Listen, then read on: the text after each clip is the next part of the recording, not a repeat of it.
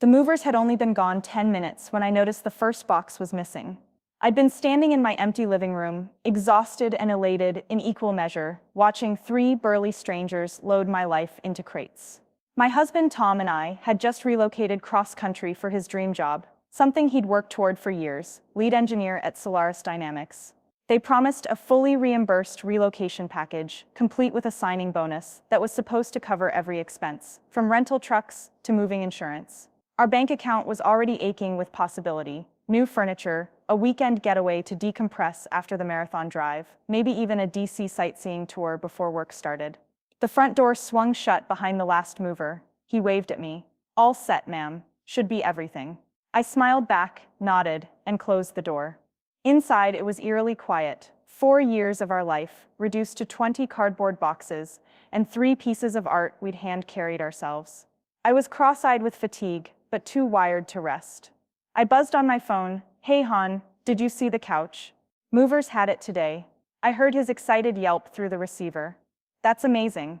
They moved the swing arm too?" I laughed. "Yep, all of it. See you later in the unpacking trenches." "Can't wait." I hung up, set my coffee mug, still warm, on the only table left, a battered folding card table we'd pressed into service. I reached for the first box, labeled kitchen, and tugged at the tape. Something in the bottom fluttered, like a loose sheet of paper. I rifled through the box and found an envelope stamped relocation reimbursement, Solaris Dynamics, and addressed to me. My heart leaped. I tore it open. Inside was a crisp check. The check made out to Angela M. for $5,000, perfectly accurate. My breath caught in my throat.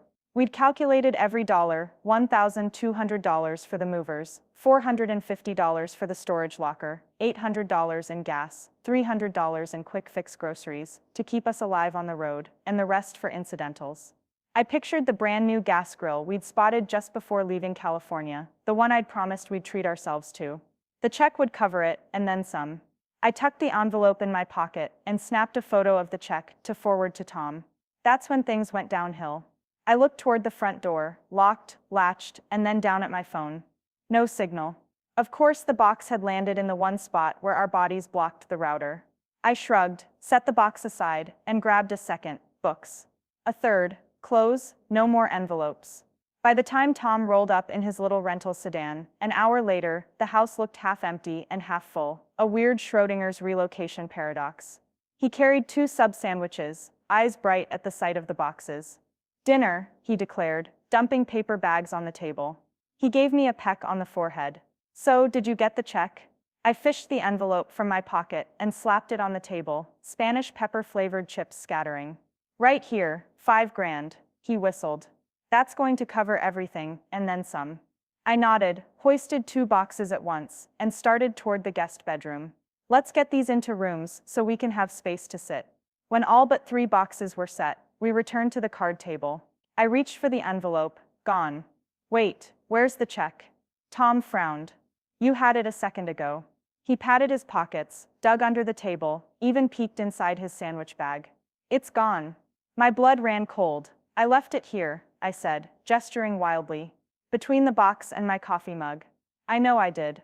I pressed my palm to the tabletop, heart hammering. The envelope wasn't there. I leapt out of my chair, inspected the floor. No trace. It's disappeared. Tom rubbed his jaw. "Maybe you pocketed it and dropped it." He emptied his pockets onto the table. Gum wrappers, car keys, a single stray sock, no envelope. He checked the fridge, then the bathroom, shaking his head. "Maybe the movers took it by mistake?" I clenched my fists. "I doubt it," I muttered. "They were professionals. Also, why would they?" Tom wrapped an arm around me. "Okay, we'll find it." No panic, but dread snaked through me. The only things left in this empty house were us and the movers' fingerprints on the steps. Without that check, we were on the hook for every cost. I pictured our credit card statement, balances rising, the interest ticking up. My mouth went dry. We tore through every box again. Fragile kitchenware, my childhood photo albums, the box labeled office files, where it couldn't have been, until finally exhausted, we sank onto the sagging sofa we'd left in storage.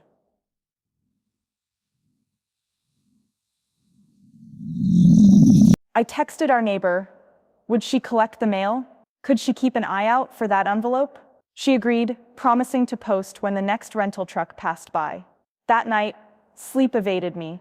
I lay in bed beside Tom, half-assembled mattress on the floor, listening to the distant hum of streetlights and the barricade of moving boxes. I stared at the ceiling fan and tried every theory: thief, accident, cosmic joke. My mind drifted to my mother-in-law, Vivienne, who demanded every detail of the move. She'd been so enthusiastic, texting me packed toilet paper pictures, offering unsolicited advice on paint colors. I chuckled. She would have loved to hear about our missing check. She'd make a joke out of it, and we'd both laugh until we cried. The next morning, I left to set up our new cable modem. Tom went to finalize the lease at the apartment office. On my way out, I spotted an envelope on the porch, frayed, water-stained. It wasn't mine, but the postmark read, Solaris Dynamics HQ.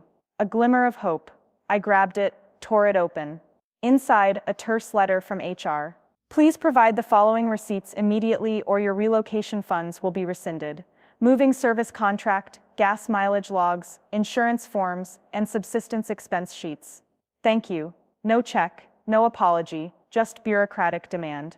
I sank to the porch step, throat tightening. My relocation money was gone. I scrolled through my email, no deposit, no digital notification. My stomach roiled. I called Tom. He picked up on the first ring. Did you get the neighbor's text? He asked breathlessly. No, I said. Not yet, they're checking. I held up the letter, but HR just solicited receipts. No payment in sight.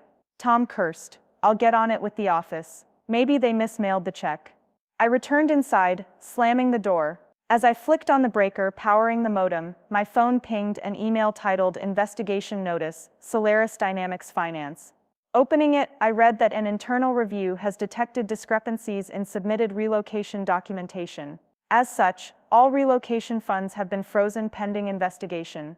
Any misuse or misrepresentation may constitute grounds for disciplinary action, up to and including termination. At the bottom, CC Department Head, CC Legal, CC Human Resources. My chest heaved. The letter sounded accusatory, as though someone suspected I'd lied. I shifted to the tiny corner reserved for my desk, pulled out my laptop, and drafted an email to HR. I have complied with all relocation requirements. I have not yet received reimbursement. I can provide any further documentation. I hit send before I could second-guess myself. That afternoon, Tom came home looking ashen. They've locked us out, he said. No access to the relocation portal. They want us to drop everything and come to headquarters for a statement. He glanced around the half-furnished apartment. And you need a suit, or else. I closed the laptop. What kind of investigation takes place without hearing from the employee? I rubbed my temples. I want answers. He blinked. They say someone flagged a fraudulent claim. They think someone used my account to funnel funds to an unknown recipient. A laugh died in my throat. Do you think someone did? My voice cracked. Are they accusing me or you? He shook his head. We'll find out Wednesday at 10 a.m. His head dropped. They froze our pay until we clear this. I sank onto the uncomfortable sofa. My birthright, this hard-earned relocation package, vanished into thin air. The promise of fresh starts turned into a nightmare of due diligence, suspicion, and threats. And all I could think was my mother-in-law's cackle when she heard this would be legendary. At 10 a.m., on Wednesday, we sat in a sterile conference room at Solaris's gleaming headquarters. Glass walls, chrome chairs, a long oval table. 4 HR reps sat across from us, binocular lens glasses, studying our every blink. The department head, a prim man with slicked back hair, opened a folder. Mrs. Martinez, Mr. Carter, thank you for coming. We're here because an anomaly was detected in your relocation file. I braced myself, heart hammering. I understand, I said, voice even. He lifted his glasses. The check was printed and mailed on May 1st. But according to our mail logs, the envelope was returned as undeliverable on May 5th. He slid a paper across a pink slip, stamped return to sender. Your address had op-turn instead of unit. That minor discrepancy caused the return. I blinked. So the check came back to finance? He nodded. It was marked NPR, not properly routed. It remained in our system. Unfortunately, our investigative protocols kicked in, freezing all funds pending resolution. He cleared his throat.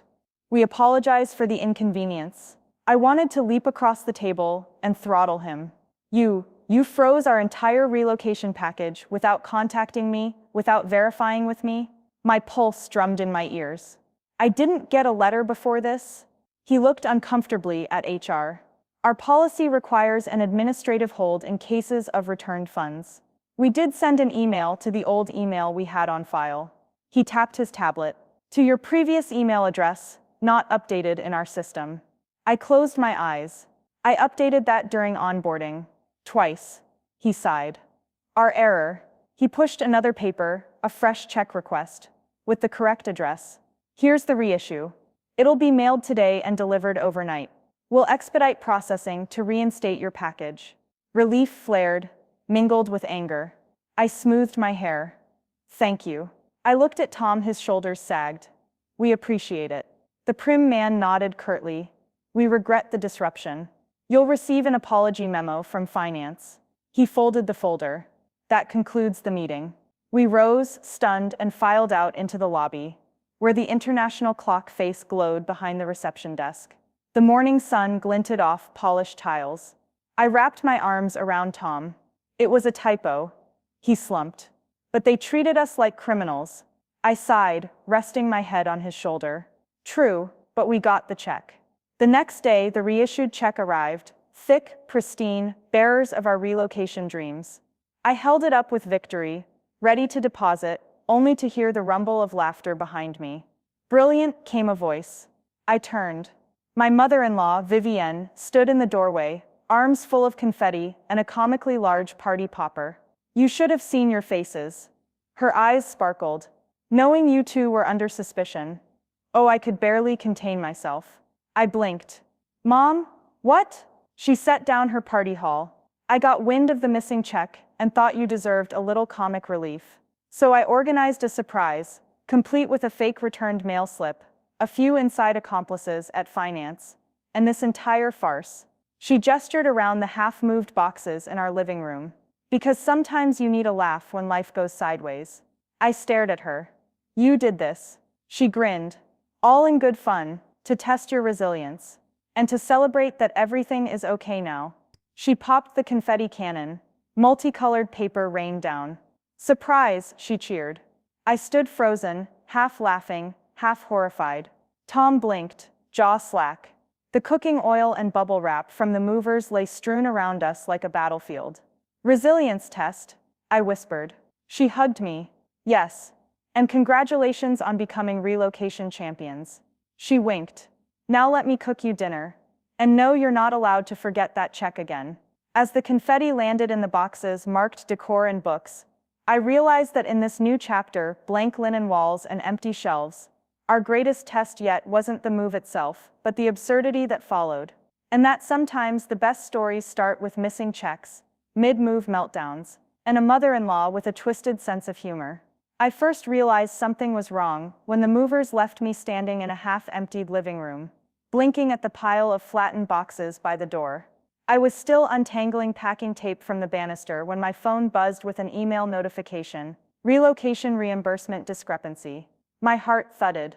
I'd just driven 16 hours, unloaded 3 tons of our life into this brand new apartment, and deposited thousands of dollars in moving expenses Solaris Dynamics had promised to cover in full. Discrepancy, I muttered, tugging off my gloves. The email instructed me to submit every receipt, every gas mileage log, every cost, otherwise my entire relocation package would be frozen pending an investigation. It ended with that bureaucratic cold-cut line, failure to comply could jeopardize my employment. I sank onto the bare floor, white vinyl peeling at the seams under my palms. I replayed the conversation with HR, how they'd insisted I update my home address weeks ago, how they'd praised my thorough paperwork. I'd triple-checked the paperwork. Every single receipt. Hadn't I? My husband Marcus came in through the sliding glass door, carrying 2 cardboard boxes labeled Kitchen and Books. He set them down gently. Hey, what's up? I held up my phone. They want every scrap of paper, or they'll hold the money. Marcus's face went pale. All of it, even the check. I opened the next email. Relocation funds have been frozen pending investigation. No check had hit our account. No digital confirmation. Nothing but this dire warning. He sank onto the sofa we'd bought at a thrift store because we needed somewhere to sit. But we spent every cent of that check. I closed my eyes. We calculated exactly what we'd get: the movers, the travel, the packing supplies. We didn't even buy a throw rug because we knew Solaris would reimburse it. He rubbed his temples. Okay, we'll fight it. We'll call HR. I stood, pacing the narrow living room. It's not enough to tell them we did our jobs. If they suspect fraud, they'll drag this out for weeks. We can't even afford the storage on our old place without that money. He leapt up, pacing beside me. What if someone grabbed the check? Stole it from the mailbox? My stomach tightened. It's worse. They froze the funds before the check was even mailed. They claim the address I gave was wrong. Unit 12 instead of #12, and so the check was returned undeliverable. Then they flagged me for potential internal misuse. I whirled on him. Potential misuse? Me? He crossed to me, white-knuckled. I know, honey. It's absurd. They're investigating me too. Someone flagged my signature. I sank back onto the rickety sofa, suddenly dizzy. Moving cross-country had been supposed to be the exciting beginning of my new life, a fresh start in Seattle, a job I loved, the prospect of crisp mornings and ocean views. Instead, it felt like I'd stepped into a Kafka novel. Downstairs in the shadowed hallway, I heard a knock. My mother-in-law, Vivienne, stepped through the doorway, her bright pink scarf a jarring splash of color in the sterile corridor. She clasped her hands. Darling, I heard the movers have arrived. Her smile was too wide, her eyes too bright. She carried 2 tote bags bulging with what looked like confetti and party favors. I thought we'd celebrate your new home. I tried to smile back, but my lips trembled. That's very sweet. She swept into the living room, clattering boxes. Let me help unpack. She snapped open a confetti popper, and a spray of neon paper rained down. Surprise! I backed away, heart racing. Mom, please, she laughed, unconcerned. Lighten up. You just moved all the way here for a new adventure. She tossed more confetti, as though hoping the color would mask our panic. I yanked off a piece of pink paper. We're under investigation, I hissed. They froze our relocation funds, everything, and now they're accusing me of fraud. Her face, for a fraction of a second, flickered. Then she laughed again, too loud. Fraud? Oh, sweetheart, you're being dramatic. She touched my arm. I've dealt with HR before. They love a good scare tactic. I shook my head. You don't understand. This is real. My voice broke. She patted my cheek, as though soothing a toddler. Nonsense. Consider this a test of your resilience. They want to see how you handle pressure, right? I glared at her. This isn't resilience. It's harassment. She smoothed the scarf around her neck, tilting her head. Harassment, my dear, business is war. They're just challenging you to prove your worth. She held out a balloon pump. Now let's finish unpacking. I turned away, pressing my palms to my temples. I didn't know which felt worse, the company's suspicion or her smug dismissal. Later, as I sat at the tiny card table eating cold takeout, I schemed. If HR would only talk to me. If they'd see that I still had every receipt, every gas station printout, I could submit the documents and get the hold lifted. Or maybe I'd have to escalate to legal. Or worse, threaten to go public. I almost reached for the phone when a light knock. It was our building manager, a kindly woman named Rosa. She held an envelope. This came with your mail, she said softly. I took it, fingers shaking. The envelope was unassuming, handwritten for Miss Martinez and Mr. Carter. No return address. Inside was a single piece of heavy cardstock folded once. I opened it. If you want your money back, come to the leasing office at midnight. Alone. My breath caught. The card was signed only with a flourish. V. I looked up at Rosa. She was studying me, her eyes wide with worry, but when she saw my face, she stiffened and pulled back. I should go. I stared at the card. Who would do this? She backed away. Good luck. She slipped away, leaving me clutching the cryptic note. Midnight, alone. A cold wave of dread washed over me. I glanced across the new apartment, half empty, half packed, a maze of cardboard corridors. I pictured the dark leasing office, the faint hum of security cameras, the locked doors, and that cryptic V. Could it be the head of HR? Or someone older, like my mother-in-law, playing an elaborate prank? My phone buzzed, a text from Marcus. We have to go live on video with HR tomorrow at 2. They're conducting a joint interview. I tapped back. Something's happening tonight. Be careful, he replied. What? I almost didn't send. Check your email. Then I realized he'd get the same terse HR notice we'd already seen. I slipped the card into my pocket and exhaled. My relocation money was gone. The company thought I was a fraud. A midnight summons waited, and my MEL was cackling somewhere in the shadows. I turned off the lights and closed my eyes, trying to plan my next move. I could gather my receipts and storm the HR office in the morning. Or I could go to that leasing office tonight and demand answers. Or I could call my mother-in-law and tell her to own up to her prank. But the signature V haunted me. There was no guarantee it was a joke. As the city lights flickered beyond the window, I made a decision. Tonight I'd go. Tonight I'd face whatever or whoever was behind this. Because if I didn't, I'd never get the truth. And without the money, I'd lose everything we'd sacrificed to start fresh here. I rose from the card table, steeled my resolve, and walked down the narrow corridor toward that locked leasing office door, my pulse thumping like the hurried footsteps of a late commuter. Separated from the rest of my life by moving boxes and unanswered emails, I felt more alone than ever. But I was determined by sunrise, I would have my relocation package, or hell would freeze over first.